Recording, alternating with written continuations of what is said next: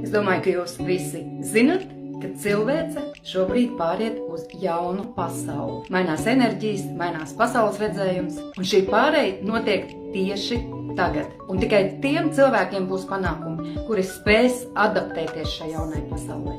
Bet ļoti daudz cilvēku nezina, kā strādā jaunā pasaule, un nezina, kādam pasaules redzējumam ir jābūt.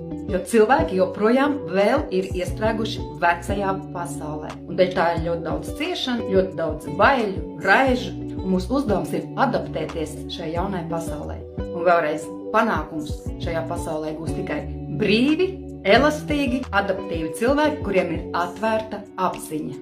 Cilvēks, kurš ir atkarīgs no sabiedrības viedokļa, kurš dzīvo raizēs, bailēs, aizvainojumos, vainas sajūtā, jaunajā pasaulē vienkārši sabruks. Jaunajā pasaulē ir jāprot ļoti ātri adaptēties un ir jāprot ļoti ātri pieņemt lēmumus. Un